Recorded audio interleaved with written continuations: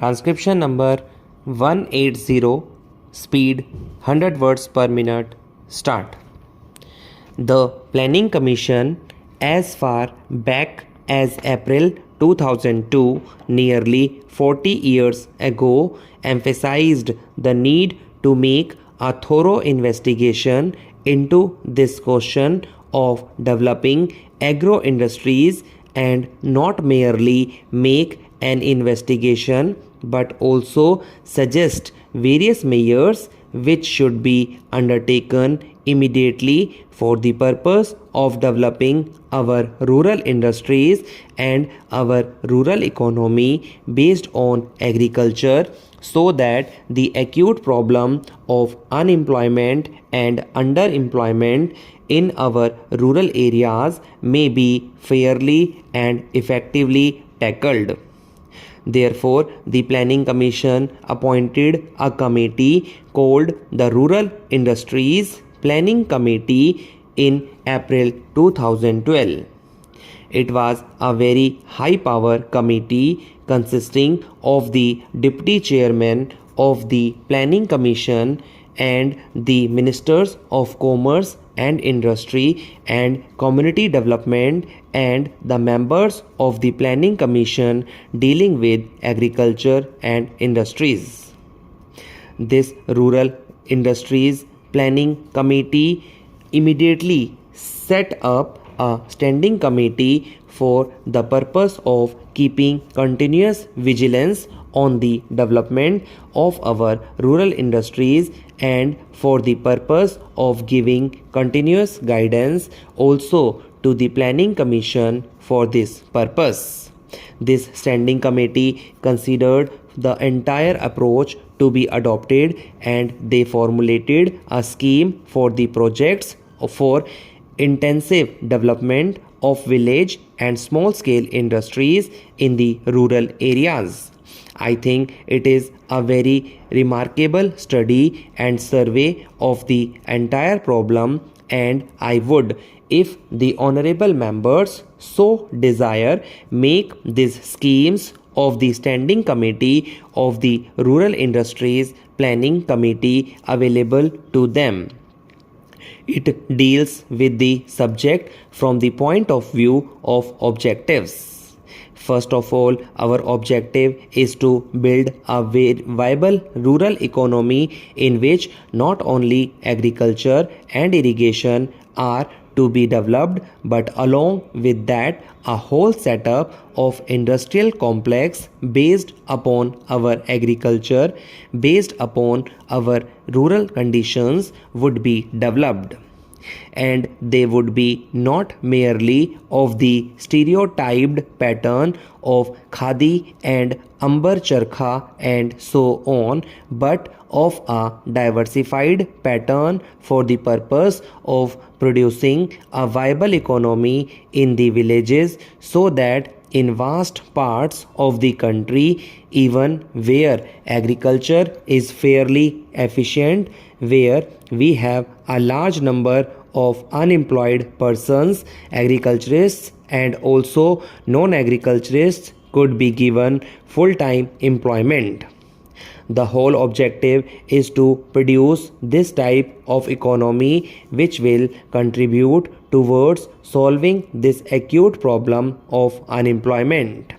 They selected 45 projects and allotted them to the various states, to all the 15 states, and each project covered 3 to 5 community development blocks with a population of roughly 3 to 5 lakhs, so that a fairly substantial population was immediately covered.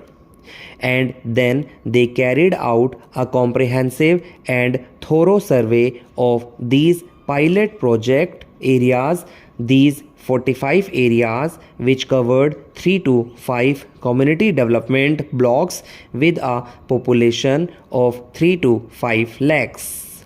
These 45 pilot project areas were selected in such a way that somewhere these areas were such where agriculture was prosperous. prosperous, and yet there was a large population pressing on the soil which could not be employed either wholly or even partially.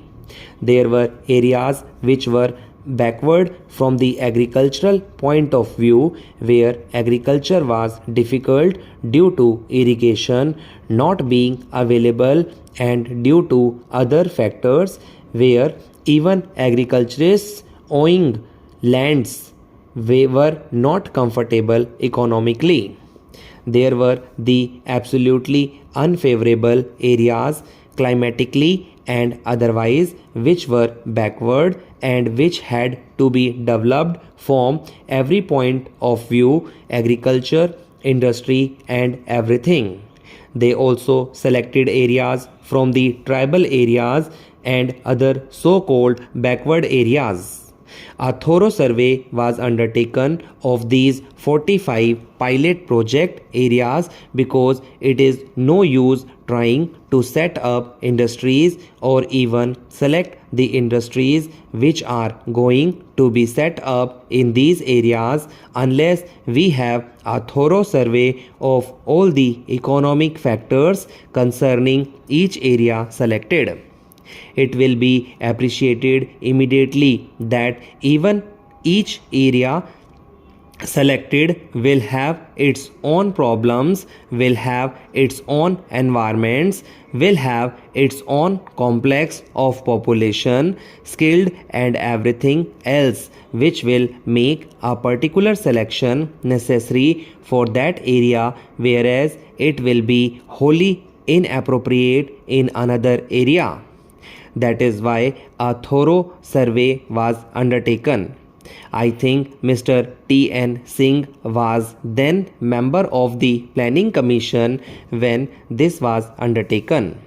They carried out a thorough survey of these areas and the survey continued until July 2013 when we had more or less a fair idea of the problems of these 45 pilot project areas, and then formulating of the program started about the beginning of 2014 after the survey was completed, because after the facts were ascertained the programs had to be finalized, and that took further 3 to 4 months. The programs had been finalized in the beginning of 2014, and for the implementation of the programs selected for these 45 pilot areas, the Planning Commission has been providing funds. I am not happy that I have had to make a decision in those circumstances.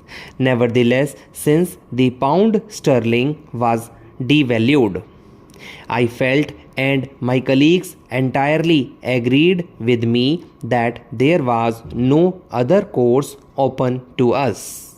I say that for this very good reason. Nearly 75% of the export trade of this country is with the countries in the soft currency areas.